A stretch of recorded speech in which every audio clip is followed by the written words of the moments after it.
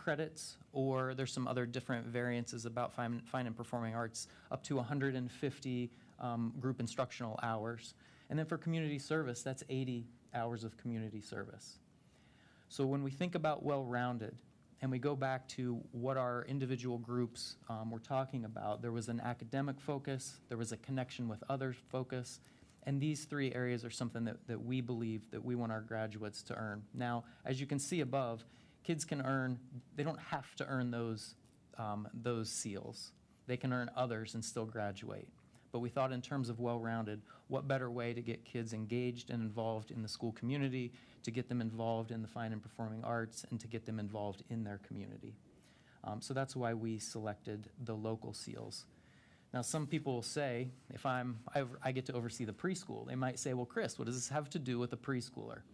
But as somebody who my mom was a kindergarten teacher, she would tell you everything starts and ends in kindergartner, as a kindergartner. And so what we know is everything builds. So our preschool and kindergarten teachers are going to be working with kids on community service, on fine and performing arts, on getting involved in the community. And we're going to continue to build that up as kids continue to get older and older in our schools and ultimately to graduation. Our high school staff are going to refine their tracking system.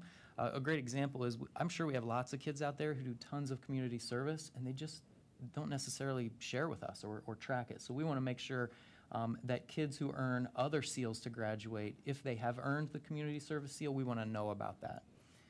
And then just all staff, pre-K through 12, encouraging kids to step outside, as Lori mentioned, and do things that maybe they're not comfortable with, to try it out. Because if we don't step outside the comfort zone sometimes, if we don't reach that edge, we don't know what could be possible with things that we or our students like to do. So that's the well-rounded goal. Any questions? Just a quick question.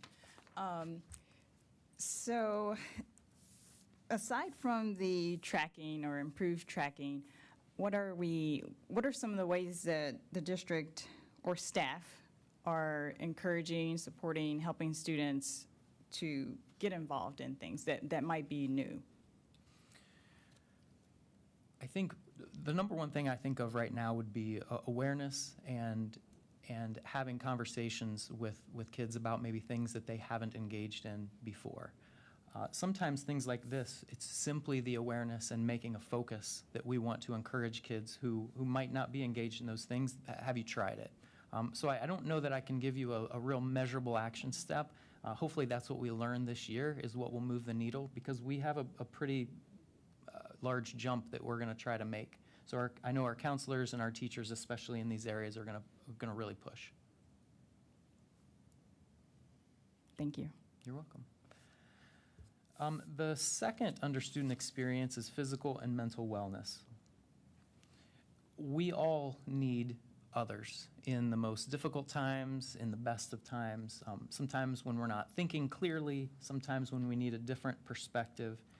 And what this goal does is it tries to measure the students that we have in the district and if they have supportive relationships with a friend, a family member, or an adult from school. We know that connections with others, especially in those challenging times, are extremely important. And so the way that this goal is written is we ask students a set of those three questions. Do you have a supportive relationship with a friend, with a family member, or an adult from school? And our goal is to continue to increase and have kids say, yeah, I do have a friend here. I do have a trusted adult in the building. I do have people in my life that I can trust when those difficult times come around. So we'll use that data to help us grow and help us identify students who might need a little extra support. We're going to share best practices around the district on ways that we can do that. We're going to have small groups within each building of students to ask them, what will work for you? How can we improve friendships in our building? You know, I think about elementary kids, the classic story of the kid who's sitting alone at lunch. Like, we want to figure out ways that our kids think we can do a better job in that area. And then a big one that we have, and you guys will see that later on the agenda tonight, is Hope Squad. Hope Squad has been a phenomenal program that we've implemented across the district. We'll never know the impact that such a program can have. The only thing you know is when something doesn't work, and we don't necessarily want to engage in that conversation right at the moment, but we know that this has helped out hundreds of kids across our high schools, and we're excited to see how that can also bring people together at the middle school level. I'm happy to take questions on that goal as well. As far as identifying students, so if we're using the Panorama survey for, would you say biggest tool, like our largest data, what about the families of students that opt out? Like, how are we, I kept reading that over, and I remember going through this group, which was so amazing to sit down and talk with just amazing minds and jot down on paper. And so it was just really kept coming back to me. How are we identifying that? If this is kind of like our top, like, are we missing people? Yeah, I hope that we wouldn't be. This data will drive the action steps that we have in the district. This data will tell us a certain percentage of kids, and then our teachers will be able to come together working with those groups of students and try to implement activities and different things in the building that will help us move the needle. Whether you sit down and you answer these questions, a yes or no or not, this data will help us monitor and measure what we're doing for all of the kids in the building. And remember, Panorama is given to students in grades 3 through 12. So we're going to take this information and help generalize it back in our preschool and grades K through 2 as well. Okay. So no one will miss. And we appreciate that some people have different feelings about a friend or a family member or a trusted adult from school. And that's why that number, it's not 100%. Because there might be some people who feel a little bit differently about those 3 different areas, and we want to respect that choice and that decision that they have.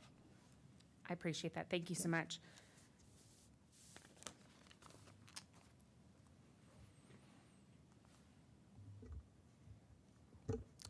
All right.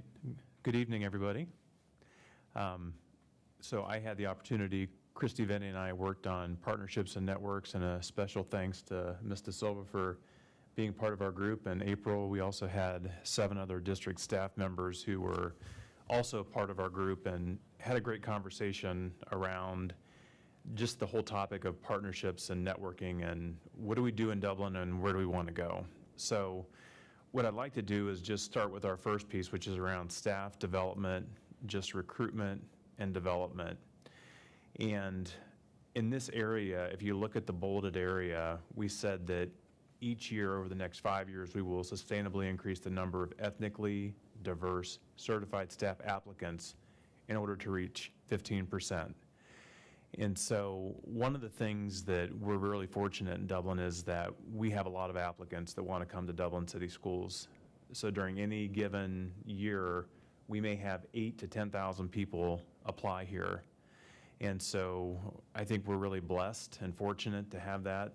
Some districts don't have the same unique issue that we do. And so one of the things that our group talked about is how do we make sure that we are recruiting, that we are using the information that we get in a way that makes sense. So there's a few things that we talked about. One is continuing to use data to make informed decisions about where to recruit. There are lots of search engines, there's lots of places where you can recruit. I can tell you that Dublin is fortunate in the sense that we have people come to our website on their own. And so we would call that passive applying. But what we really want to do is we want to be intentional in how we do this.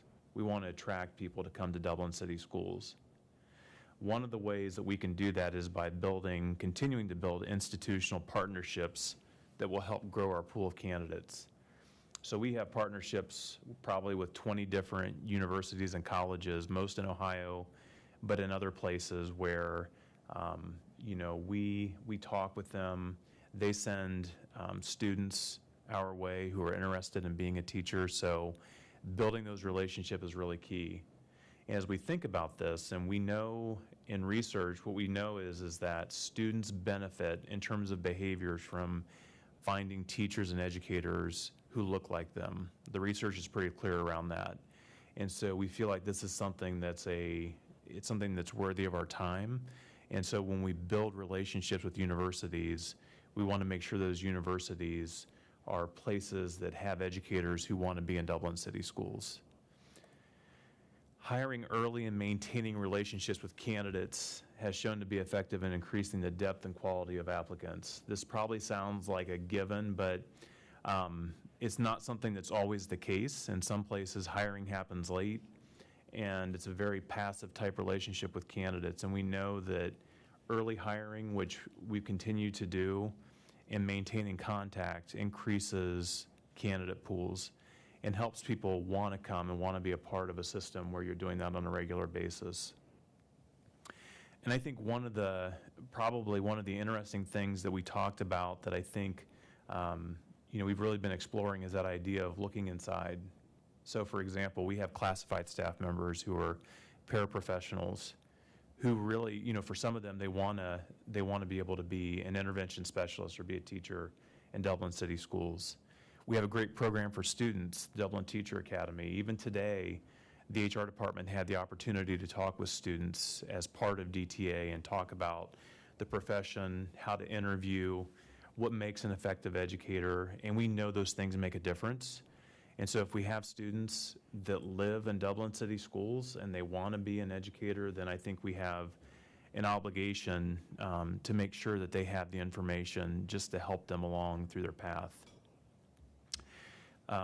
So I would just say that, in our conversations around this is really about us increasing our reach and making sure that the places that we're connected to, making sure that's a very active approach, that it's not a passive approach. And I think that our group really talked about that. And there's all kinds of ways that some of the best companies do that, and we really felt like that's something that we can continue to improve upon.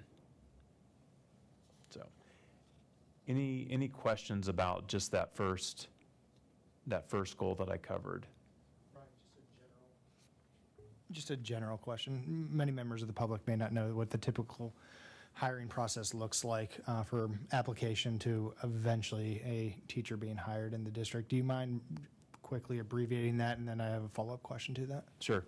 So, Mr. Valentine, when we have openings, so we try to get started usually during the winter. So if I'm an applicant and I want to join Dublin City Schools, then I'll go ahead and I submit my application through a system called AppleTrack. And when I'm doing that, I'm taking an online screener.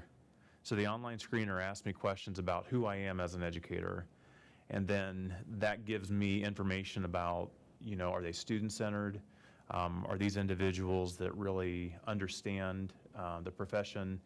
And then based on that, we'll move some of those people on to the next step in the process. Not everybody goes on. There's a large number of people that don't move on in the process. But if you do move on in the process, we actually started something this year, we call it the passport process. And it's really a group interview. And in that group interview, it's an opportunity for you to interact with other people that want to join Dublin City Schools as a teacher. And you have an opportunity to really talk about what drives you, what are the things that are important to you. And we really use that to help drive some of the conversations around being better together, about always learning, about taking responsibility. And so those are conversations that we have in that group interview. And there's usually a few administrators who are part of that. And then in that process, there's folks that move on beyond that, and then there are those who don't. If we feel like we have individuals who really exemplify that, then we'll move them on in the process, and we give our principals then the opportunity to bring them in for a building level interview. At that point that they're at a building level interview, they have the okay to move that process along, and then they will contact the HR department and say, we really found somebody that's great, we'd like to make an offer to them. We'll do another check, and that check is really about going through their application, going through references, making sure that everything in their portfolio meets what we require of them, making sure their teaching license is current. And that's a pretty in-depth process. And then it's only then that we give them the okay, then give principals the okay to make that offer. When they make that offer, then we bring that person to the board to be approved. That makes sense. as a follow-up to that, so that the initial screener that you had mentioned is really the beginning of filtering candidates that we feel could potentially fit the profile for the district? It is, Mr. Valentine, and it's, I kind of liken it to almost like a funnel. You start, if we have 8 to 10,000 applicants, by the time we get down to the, to the 70 or 80 people that we might have in a normal year, that's about 1 to 2% of the people that applied. So, I always tell our new teachers that you're kind of special because that's 1 out of every 100 people that put their application in. So, yes. That makes sense. And so as we talk about this goal and increasing numbers, the potential change or areas of improvement from our perspective as a district come at what part of that hiring process? And obviously, I imagine it would be multiple touch points or multiple areas through, but I'm trying to make sure that I wrap my head around where we're going with that and where we have the potential for the most change. So what we have found is that over time, if we do nothing, if we just use passive recruiting, so we just let people apply, which they will, we know that in any given year we have between 5 and 7% of individuals that apply that identify as being ethnically diverse. That's if we do nothing. If we partner with organizations that, we know that there are individuals that are ethnically diverse or that look like some of our students, and we make those intentional efforts, our goal is that number would increase to 15%. So I think that, what we would hope to do is really kind of double the number of individuals coming through our doors who say, I want to be a part of Dublin City Schools. And so there's some things that we have found, the whole world of recruiting changes so quickly that some of the things that, that we're familiar with, by the time it's another hiring season, there's so many more options. And so we just want to make sure that we're not closing off our doors because we're not staying current.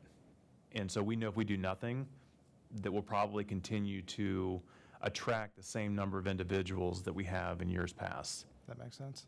Go I was going to say, my last question was, as much as we model or seek to learn from other similar districts as Dublin, and I know that we're continually having conversations, not just around the Beltway, but with folks like Mason and Hudson and so forth around the state of Ohio. Have we gleaned anything from other districts who have been successful in their efforts? Or I imagine, because oftentimes people are coming to us to figure out what we're doing, so I just wasn't sure. I wasn't sure if there's any instances or examples. The thing that, in looking at some of the research, what we typically find is that in like school districts that grow their own leaders, that recruit from within, that find opportunities, those are places where people want to come because they're already there and they want to stay. And those are things I think as a district that we would also say are important as well. And so I think that piece is probably something where we can continue to hone in and really continue to refine that, because we've got a lot of students every year that are part of DTA. We have a lot of paraprofessionals who'd love to be a teacher in Dublin City Schools. So I think that, taking some of those opportunities like that, Mr. Valentine, where we look at some of those opportunities, those are big, easy wins because they're already here. And I think some of them, too, is also looking at, what are some of the other districts like us doing? And you're right, a lot of people do look to places like Dublin and say, what are you guys doing in order for this to work? And when we've talked to individuals and said, why did you come to Dublin City Schools? We know it's about relationships. We know it's about being connected in the community. And we know it's about that sense of belonging that we talk about and feeling like they're part of something great. And so that's some of what we talk about too, is like you got to build the infrastructure around, the recruitment process so that people want to stay here too. Excellent. I know that other board members have questions, so I want to make sure. Even though I read over this document like a million times, I just want to clarify something, because listening to you speak was better than reading it. So just to clarify, we're looking for 15% to apply, like not a hire, but am I getting this accurately? That is correct. That's one step of it. And then you'll see that we say by spring of Yeah. 2024, that we would increase the number of high-quality ethnically diverse certified staff recruited and interviewed by 5%. So I look at it as there's the application process, which is like the first step, but the recruitment piece is like one step, it's a little deeper, and then interviewing is that process like Mr. Valentine was talking about, where it's beyond the initial, I put my application in, I invite you in then for an interview. So it's like one step further than that, because I think that there's work to be done around the application process, around the interview process, and around the recruitment process. Absolutely. And I mean, I'm a firm believer, I mean, studies show, but I think that having teachers that look like our students is very important. I think, you know, the last piece of this for me is retention, culture and retention to, I love what you're saying about, you know, partnering with people to get interest versus just passively allowing applicants. But it also makes me question, why are we not already just attracting certain candidates? And if we're not, how do we retain them once we have attracted them? You know, one of the things that I think Dublin does really well, and I'll just a shout out to Don O'Connor, who's in the back of the room, is our mentoring process. I think that our mentoring process for new teachers is pretty phenomenal. I've talked to other districts around the Outer Belt, and I know what other places do. We do a really good job between our resident educator program and then our first year Dublin program, both. And I think you have to do that, Ms. Gillis. I think that that's something that is part of it, is that if I'm new to Dublin City Schools, I have to feel like I'm connected and that I'm part of the community. And that's something I think that when we were having conversations in our group, I think that's one of the things sometimes that gets missed, because it's like the conversation stops once the person gets in the door, as opposed to, we want you to stay. And that's the piece I feel like is part of developing leaders and professional learning. Like, that's something that we do after somebody has decided, I want to be a part of the school district. Thank you so much. And just, I basically have the same comments and questions as Mrs. Gillis.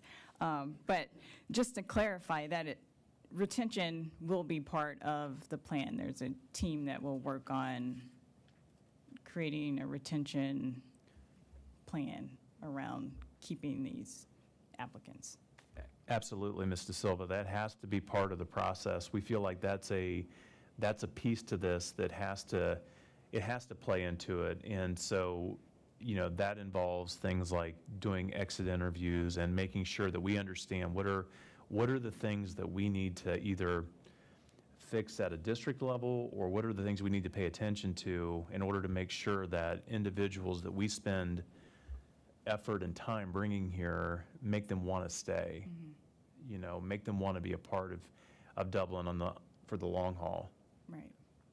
And then the other thing was also something that Mrs. Gillis brought up. But here it does, I think there is a little edit that we need to make before we have the second reading Got it. on page 9. Just to clarify that we're talking about recruited and interviewed. Noted. Thank you. I just have one question. I love everything about expanding the recruitment avenues and trying things that we haven't tried before, and I think everything that you said sounds great. I guess my concern or my question is really putting a number, attaching a number to it, because I think when you do that, I would just like to hear, is it a limiting factor on the pool of candidates at large? You know, when you attach a number to it and you say, we're going to have this as our benchmark, does that affect the pool at large, in your opinion? And if so, how? That's a great question. And Ms. Rigby, what I would say is that we have high expectations. So when I tell new teachers that 1 out of every 100 joins Dublin City Schools, I mean, that says something. And I would say that we're not, in identifying something, it gives us something to reach for, but not at the exclusion of others. So the same standard is being held for all. And so like when I was explaining for, Mr. Valentine around what our process looks like, that process would still continue to play out. That's still going to be our process moving forward. So I think that, it's really about looking at what we're currently doing, and are there ways for us to either make some adjustments or increase our reach by doing things just a little bit differently. It's that fine tuning, but in no way would this circumvent taking other people that are also highly qualified candidates out of the running.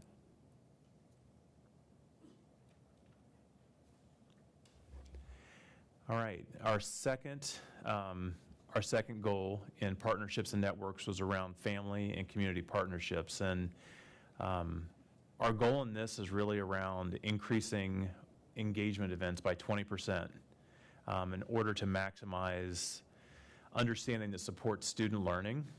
And our goal around this was by spring of next year that we will increase participation in district community engagement events by 20%.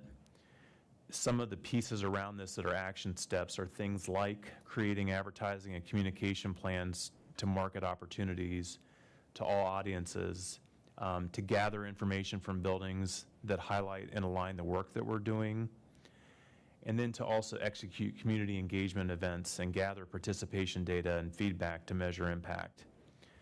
We do a lot of great things in Dublin. We're talking about DCSU. We're going to be doing that several times throughout this year. We have alumni events, community champions, dodgeball, the literacy conference.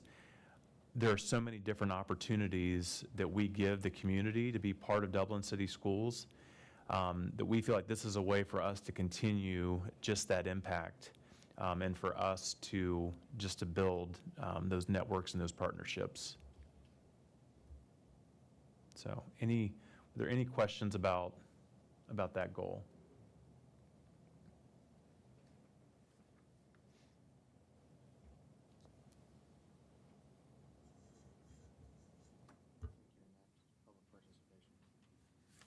Are we doing master facility planning? No. Not doing that? Okay. All right. Public participation.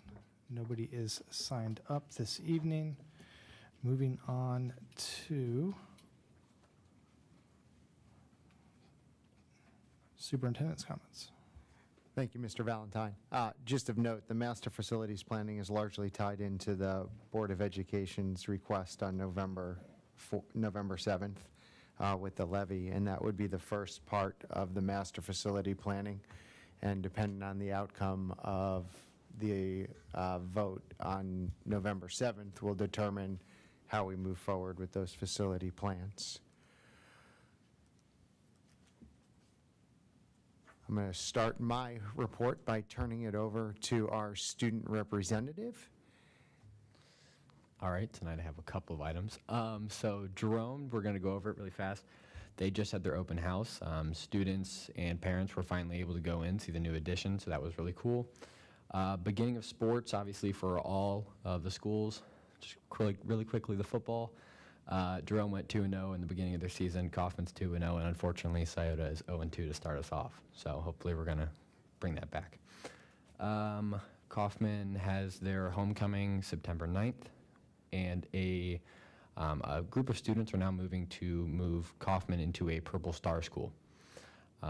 Scioto has selected a new leadership within NHS and Student Senate, and Emerald Campus has started their application process for next year's board representative. Really quick, so Maria, me, and Cadence all attended the class meetings within the school, so freshman, sophomore, junior, senior, to talk about who we are, what we do, what we need from them, and the application processes moving forward. So that was really helpful. We got to talk to probably close to 4,000 students and just get our name out there, allow them to contact us, tell them that we're going to be coming to them pretty soon. We're going to need their help. Unfortunately, we were not able to get that arranged at Scioto. Thank you. Thanks, Keegan. As we've noted several times, we are off and running for the 23-24 school year. A couple shout outs as we've opened the largest group of students we've ever welcomed into the Dublin City School District. Thanks to Mr. Stark and his team for getting that addition open on time and under budget. And by being under budget, we're able to start some of the potential site work that we need done at the Riviera property for when the time comes that we're ready to begin construction there. Kudos to Kelly Ram, Mr. Gill, and everyone involved with the launch of a new student information system. It is an incredibly heavy lift to switch the system by which we manage all of our student data, all of our report cards. And every day there are new challenges and new obstacles that we overcome, and the resilience and commitment of this team is phenomenal. And I'd like to thank all of them as we've launched that student information system.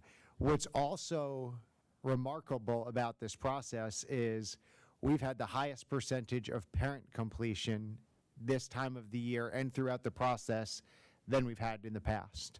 So we are now contacting the parents who haven't filled out emergency medicals, filled out the information, filled out everything through our student information system, but we're making less phone calls than we ever have in the past. So we've been doing two things at once, and we're doing it incredibly well. We're continuing our training in the science of reading, and Mrs. Marple, you touched on this already, but you want to touch on where we are with 4th and 5th grade with Core 95 and our dedication to making sure that our early literacy and intermediate literacy continue to grow. Absolutely.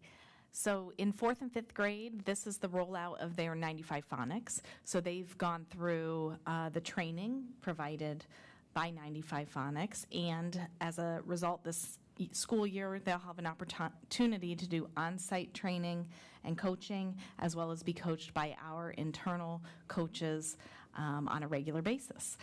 We have Kelly Sabo doing a lot of work in that space around that implementation. In addition to that, there's a couple other things to highlight for you. One is that decodables were purchased in the spring, and so we had quite a few teachers attend some summer PD, but our coaches are also working closely with teachers to think about using those decodables in their classroom as a resource for working with our young readers. And then finally, you'll recall that our K-3 teachers last year had the first 6 hours of 18 hours of dyslexia PD, and then last year we went ahead and trained up our K-1, rounding out their 18 hours. Well, this fall, our 2nd and 3rd grade teachers will round out their 18 hours. So that's a lot of professional learning all going on here now over the summer and in the short future. Thanks, Dr. Marchhausen. Thank you. We've got a lot of work going on, a lot of great things as we move forward into now the 3rd week, 2nd full week of school. A lot of focus on alignment. In the fall and winter of '21, we launched our VBO. We had a group of community members come together, identify our core values, put together those values, behaviors, and outcomes at the district level. The VBO built into the Culture Playbook, which was launched in the spring of 2022. At the same time, we had launched R-Factor training for our administrators. Last year, we gave R-Factor training to our staff, and this year we are beginning R-Factor training for our students. And it was great to see, as I got to talk like Keegan and our student reps at our 3 high schools, our high school principals launching R-Factor, and hearing our elementary teachers under the leadership of Sam Althouse have that R-Factor curriculum ready to go. I had a veteran teacher of 38 years at one of our elementary schools say, this is the first time I've seen the same initiatives aligned for 3 consecutive starts of the school year, and this R-Factor training is going to be a game changer. And I was just so excited to hear that our alignment and focus is seen and felt and very much appreciated by the work that our teachers are doing in the classrooms. We launched Journey 23, which is built on our values and built on our Culture Playbook. That was approved in the spring, and tonight we had the first reading of the annual goals. which will be aligned on an annual yearly basis with Journey 2030 and our values. And this year we start Relentless Leadership, as those of you who were at a convocation heard, with our administration who had it last year, and we will launch that with our staff. We are focused and aligned on measurable, achievable outcomes, and it's thanks to the work of the 5 of you that we are able to do this work. I must say that I am thrilled at the conversation we just had about our goals. In 2 years, it's probably, since we debated masks, the most in-depth conversation we've had, and it's on the most important thing. So thank you all for your participation and pushing us for clarification. And to Mrs. Marples, Mr. Andrus, and Mr. Boney for leading your teams with such skill, and Mr. Stark for getting it done ahead of time. There's a reason that this district excels, and it's because of your leadership. So thank you, and board members, thank you for pushing us in that work. We started this morning with our teams visiting all of our building sites, and thanks to Mrs. O'Connor and Mrs. Williams from DEA and DSA for making their staffs available before or after school for a voluntary staff meeting with me and members of our team to go over the levy facts. As we go through the levy process, we will be talking to our staff. I've talked to a dozen groups already. We're scheduling our meetings in folks' living rooms and in their homes to simply share information. And the work that we're doing is not to persuade voters. It's to be transparent and open with the work that we're doing so that voters have a clear choice. Mr. Kern actually quoted me with me in the room today, stole my thunder a little bit, but as I tell folks, this is the purest form of democracy. The way suburban schools are funded, we get to, every 3, 4, or 5 years, come to our voters, explain the work we've done, explain how schools are funded, because we are flat funded through levy cycles, and our voters have a choice. And as those of us sitting around this table, board members and administrators included, we will run the district that the community resources. And the resources provided, we will do our very best to provide the best opportunities for the Dublin City Schools. And we are eager and excited to be able to share our conversations and our work with the folks in the community. If anyone watching or anybody in the audience would like to host a community conversation, all you've got to do is email me, and we have 4 or 5 different teams of people who are going out to be able to simply share information with anyone in our community who is interested. Obviously, in a time of social media, there's a lot of incorrect information being spread around. And I think it's incumbent on us as a school district to be able to correct incorrect information that is falsely shared on social media or falsely shared through other sites. We're in the process of working with County Auditor Michael Stinciano to have a video that will correct some of the pure lies that are out there on social media about how this levy will be collected, how this levy affects the 3 counties. Mr. Kern has been in conversations with our Union County auditors. There are people just spreading purely misinformation to start fires. And we're going to stop that. And we're going to stop it at the source. The 3-year reappraisal cycle that affects the counties on different cycles doesn't mean one county pays more than the other. And every year, those millages are adjusted based on which county had its appraisals and reappraisals first. We just got, at my household, my notice from the Franklin County Auditor today that explained how it works in Franklin County. Union County is just sending out notices now, giving them a heads up for their 3-year reappraisal, which is 2 years from now, and the process they're starting earlier. And every year, those levies get readjusted. So Mr. Cinciano, who's a great friend of public education, will be sharing information with us that we can share with our voters. it's important that people have the facts. And I would encourage everyone to look beyond Facebook and TikTok. Go to the auditor's site, look up your own property values, and do your homework, because there are people out there who are just trying to mislead you. Also, we've had some questions about who to contact and what happens with parent concerns. It's board policy that if someone asks a question of the district related to their child's classroom, it's board policy that that question gets sent back to the classroom teacher. When things get sent to us as administrators at the central office level, and it's a question about a classroom or a building, we send it back to the classroom or the building to get that answer done. And I would expect nothing less than anyone at this table. And just that is the process by which we follow as administrators. And then finally, I will be at the Meet the Candidates night next Wednesday night at the Chamber of Commerce.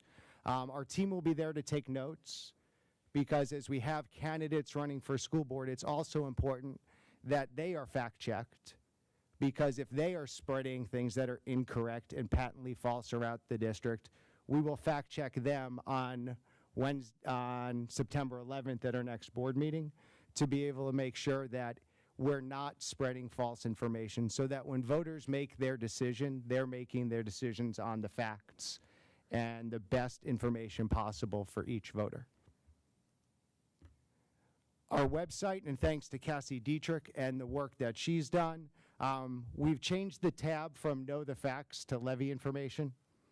When we sent people to that site, we've also changed the tag to www.dublincitysschools.net/levy so that people can find that when they search for it. There are links there to the county auditor site, to the 2018 bond projects, to the enrollment projections. All of Mr. Kern's financial information is available on the finance page. So as people have questions about finances, everything we have is open, available, and transparent for anyone who wants to see it, from our audit reports to our 5-year forecasts to the monthly financials that get posted every month. It's all out there. We receive awards as being one of the most transparent and open districts in the state of Ohio with the work that we do. So if anyone has any questions about that information, one, I'd encourage you to look at the website, because almost everything you could want is available there on the website. And finally, the new Auditor of State guidance came out when it comes to how school districts run levy campaigns. And I'm very proud of our team, because the new Auditor of State guidance isn't different than anything that we were doing before. Our job as school officials is to provide the facts. Our job is to make sure that our voters have all the information they need right from the start so that they can make an educated and informed decision. So when we look at that transparency and what we do, we will never try to persuade a voter. We know that every voter has the democratic opportunity to cast their ballot on November 7th, and we just want to make sure that everybody's fully informed. Can I provide any questions for members of the board?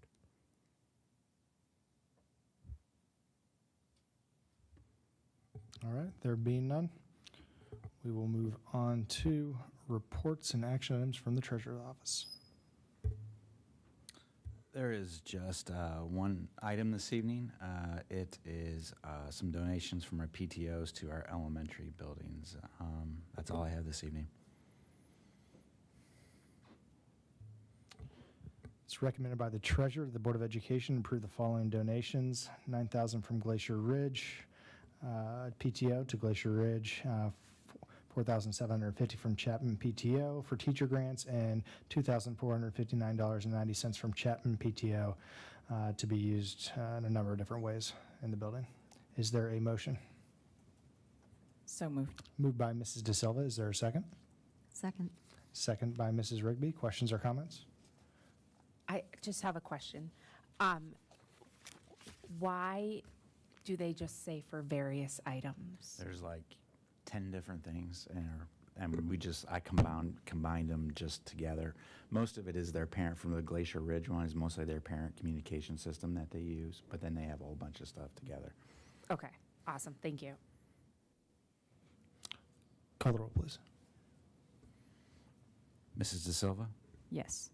Mrs. Rigby, Yes. Mr. Melody, Yes. Mrs. Gillis, Yes. and Mr. Valentine. Yes, motion passes 5-0. Reports from Department of Academics and Student Learning. Good evening. Tonight we have one item for you, and that is a request from 4 of our schools to bring Mr. Alex Simon, who is a motivational speaker who combines music and a positive, energetic, anti-bullying message. He's been in the district before, and the combined request from the 4 schools is there for your approval. But before we vote on that, I also want to comment on some stipends that will be in the HR section of the agenda.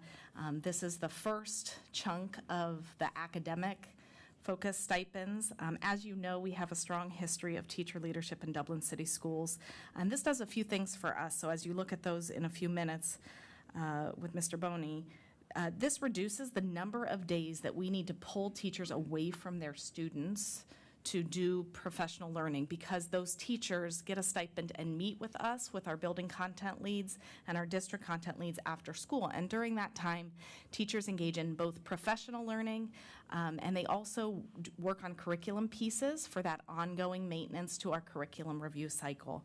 So it increases professional learning, it increases connection between the academic departments and our buildings, and it also gets the work done. There's many districts that have to do all of this work during the day because they do not provide this extra piece for teachers for after school, and I just want to mention that as you'll see those stipends under HR today. That is all. Questions or comments? All right, there being none, it's recommended by the superintendent, the Board of Education approve the attached agreement with Alex Simon Enterprises LLC. Is there a motion? So moved. Moved by Mr. Melody. Is there a second? Second. Second by Mrs. Gillis. Call the roll, please. Mr. Melody, Yes. Mrs. Gillis, Yes. Mrs. De Silva, Yes. Mrs. Rigby, Yes. and Mr. Valentine. Yes, motion passes 5-0. Department of Operations. Good evening. Tonight, we only have one small item. It's the approval of the bus stops for the 23-24 school year. That's all we have.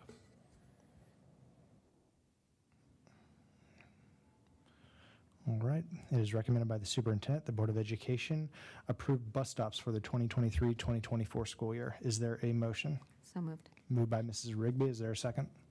Second. Second by Mrs. De Silva. Call the roll, please. Mrs. Rigby, Yes. Mrs. De Silva, Yes. Mr. Melody, Yes. Mrs. Gillis, Yes. and Mr. Valentine. Yes, motion passes 5-0. Human Resources. Good evening again. I've got a few things tonight. I'll start with our certified agenda.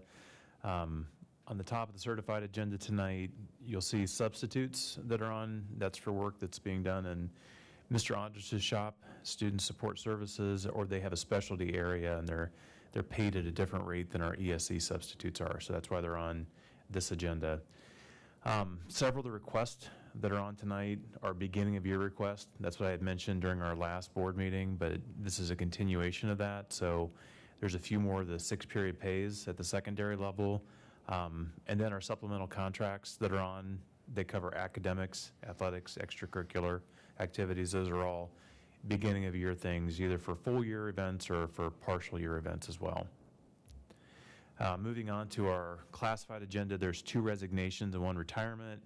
A retirement is for Terry Griggs, who will complete 25 years of service in our district, working at Riverside Elementary. And then there's also 12 new hires on tonight as well. And then the final area under stipends, there are 19 stipends on, and as Ms. Marple said and Mr. Andres had alluded to earlier, many of these are support-related services that are, again, pretty typical of start of school year. They're content leads or work that's being performed in our student support services area. So Hope Squad, some of those are on there. And then there are a few that relate to transportation services as well. And that concludes my portion. Any questions or comments on the HR agenda? All right. There being none, it's recommended by the superintendent, the Board of Education approve items 11A, 11B, and 11C. Is there a motion? So moved.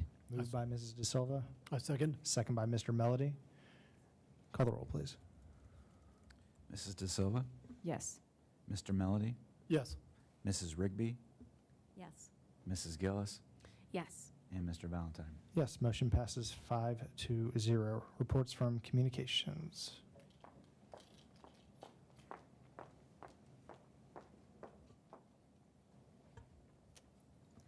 Good evening, Board of Education, Dr. Marshausen, and Mr. Kern. Scott told me to smile because he's going to zoom in real close on me while I'm up here, so just waiting, Scott, just waiting for you to zoom in.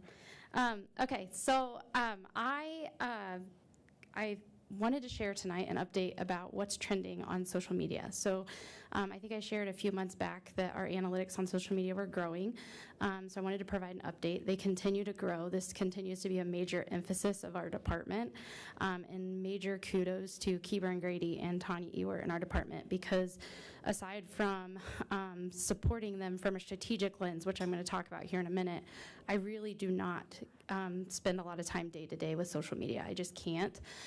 There's other things that I'm working on. And so they are really the ones who strategize and go out and get the pictures and write the posts and look at the content and all that. So it would not be as great as it is if I was doing it, because there's no way I could commit that level of time to it. So just kind of a look at what our top 3 posts were to give you an idea of what our community cares about, because I know that that's important for you guys. So when we're looking at a social media lens, our top 3 posts in the month of August on Facebook, one was the window film improvements that went on. There's a security film. Jeff can answer any questions you have about it, because I don't really know much about it other than people really loved that post. They loved learning that we got the grant, that they asked a lot of questions about, how it was funded, what does it do, what does it prevent, all that kind of stuff. When we wrote this, we were careful to make sure that we explained what it was, but not, and we do this with a lot of our safety posts, not give too much information about what's going on. So we weren't specific about where it's being put or whether outside, inside, all that kind of stuff. But we did wanted to give people an idea of the work that we're doing to upgrade security in the buildings. The second for Facebook was global travel. People always love our students, and it's always fun when they're traveling and exploring. It's part of that well-rounded education that we talk about. And then the third post was the Jerome ribbon cutting event. So people seemed pleased. I'll talk here in a minute about Instagram, but a lot of the posts are facilities related. I think people like, facility is one of those things where you can see, it's very tangible. You can see the improvements, where when we talk about early literacy and things like that, it's a little bit harder because it's data and it's numbers and you can't see it. But there's an instant gratification that comes with facility upgrades when people can see them and it's something that they can experience and touch and feel and all that kind of stuff. Our Facebook numbers, reach-wise, we're up 18%. Engagement, we are up 64%. And in our followers, we are up 55%. We attribute a lot of the new followers to new families. So we see an increase every year at the start of the year. As we onboard our kindergarten families, they come in, they like our social media, that kind of a thing. So next slide. For Instagram, what was trending was the Jerome Edition. So we had a communications summer intern, Aubrey Bauer, who came to us from DePaul University in Indiana. She spent the summer with us. She was phenomenal. She has a little bit of a video and social media background, so she did some reels for us on the Jerome Edition. The second trending post was freshman orientation at Jerome High School, which was also a reel. And the third was facility improvements this summer at Grizel Middle School. Now, I will say that a lot of the comments and a lot of the followers we have on Instagram are students. So it was interesting to me when I looked at this, because parents are on Facebook and we have a lot more students on Instagram. And you will see that all of these are directly related to students. They're like, yeah, cool, we're getting an addition, we're getting fill and seal at Grizel and tennis courts, and then freshman orientation. So our reach for Instagram is up 35%. Our engagement is up 28.5%, and then our followers are up 1.9% in Instagram. Who's doing the drone video? That's a cool little story. Grace, I'm gonna forget her name on the spot. Her last name Grace is Reed. Grace Reed. Is it Grace Reed? Yeah. Okay. Thank you. Grace Reed came to us in the fourth quarter and needed a senior capstone project with Mr. Cunningham. And so we have a drone. Eric Starkey, who was in my position before, was working on getting his drone license. Probably not. I'm probably not going to get my drone license. Sorry to disappoint you. I don't know that I trust myself to fly a drone. But so we have a really cool drone in the department. It's a fancy one. It's really nice. And so it was kind of just sitting, and it just became like this perfect relationship of student needs a senior capstone project. We have a drone. And so she did a ton of stuff for us fourth quarter while we were as we started the Kaufman projects and all that. And then she has continued to stay on and support us through the summer. So she's going to Ohio State and majoring in aviation. So that doing the Aviation Academy sparked an interest in her. And so she's actually already got her pilot's license and is flying and all that kind of stuff. So she still comes and does projects for us. And so she's staying here in Dublin. She's commuting to Ohio State. So she's living at home. She's a lifeguard at the Dublin Rec Center. And she flies a drone for us every time we say, hey, we need drone footage of X. So it's really great. And then we also had another student reach out to us. So Grace, is a current student, is going to train the current student on how to use the drone so that then they can use it. And so we're hoping every year that basically we have a senior student who captures drone footage and uses it, which I am thrilled about. So, and then a little bit about we oftentimes say, we call our department strategic communications, or you'll hear the word strategic communications thrown around. And I wanted to share some of what that strategy looks like in the background when we're talking about communications. So it's easy if you don't live in the communications world day to day to think that we're just kind of willy-nilly oh, we found out about this. There was ducks in the drain at Wyandotte, and we're kind of just throwing things out there. But we're actually really strategic in our department, and I've kind of made that a focus since I've arrived in November.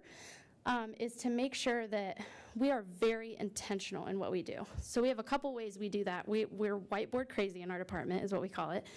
And so in the top right-hand corner, you'll see that's our United whiteboard. And so every time we hear a good story that we think will fit in United, we have a fall, right now we have a fall and a winter. So we always keep 2 issues of United in which we write stories.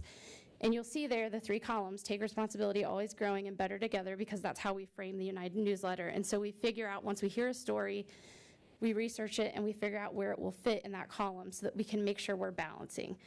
And we try to balance across the buildings, we try to balance across the grade levels, we try to balance across types of staff, so certified, classified, so we're always looking at equity for that. The bottom right-hand side is our social media board, so it's it's a zoomed-in picture, but we have a year calendar in which we're writing what our social media plan is for at least 3 months out. So that's our goal, is 90 days out, in which we're looking at what we're posting. So for example, if you've seen the Know the Facts stuff that we've been posting on the Facebook page, we already know what the next 3 or 4 of those posts are going to be. So we're planning that and kind of trying to work a theme and looking at timelines and how that all aligns. And then on the left is our equity board. And so what we do is every time one of our schools is featured, and we just started this at the end of last school year, but every time a school is featured in Inside DCS, social media, United newsletter, any of the channels that we use, we note it on that equity board so that we can look at that equity board, we can kind of step back and have a kind of a 50,000-foot view of where our holes are and what schools we haven't featured, in what ways, so that we can make sure and be very intentional in making sure everybody deserves the attention, because they all do. And so we want to be intentional about that. Are there any questions? Okay, thank you. I have a question, actually. Yeah. Are you aware of the event, how are you aware of events that are going on? Do you know when there are events that are at each school versus events that are at all of the schools? Yeah. Or, maybe each school at that grade level? Yeah. So we shored that process up a little bit. The buildings, when I arrived in the fall, already had Google Community Calendar, so each building was using that. It's synced with their website to know what their events are. Not all the buildings were using it all the time, and so we set an expectation when I had the PD with the principals in the summer, in June, that they would put all of their events on their Google Community Calendar. All of those calendars are shared with me. So I have access to all 24 building calendars, so I can check and uncheck. So for example, like on Sunday when I was doing Insight DCS, I was checking Kaufman, Scioto, and Jerome to see if they had any theater events coming up, because I was going to advertise for those, but the first one's in October. But I have the ability to kind of see what's going on in the buildings. And then also, if they have random things that come up, because they always do, the directors are really good about texting me and letting me know. They get out in the buildings a lot more than I do, and so they see things, run into things. Lori's great about sending me pictures. Jeff copies me on emails and lets me know when facility things are happening. So that helps, and then the principals, too, will share stuff, great content and things like that. And then social media managers, we see things, and we'll follow up on things and all that, but it's a process. It's a big district, and I actually had somebody ask me today, you know, how much harder is it to work in Dublin? I'm like, it's not harder, it's just different from Huber. We had 8 schools in Huber Heights, so it's not harder, it's just different. There's just a lot more, there's a volume there, and you have to, for me, again, the changes that I'm not stuck in the day-to-day grind. I was very much in Huber, I posted on social media every day, it's kind of what I did. And so here, trying to look at how do I lead in a more strategic way with things like this so that the department as a whole is accomplishing the things that we want to accomplish. Thank you. You're welcome. All right, future agenda items. There being none, motion to adjourn. So moved. Moved by Mrs. Gillis. Is there a second? Second. Second by Mrs. Rigby. All those in favor say aye. Aye. All those opposed? Motion passes 5-0.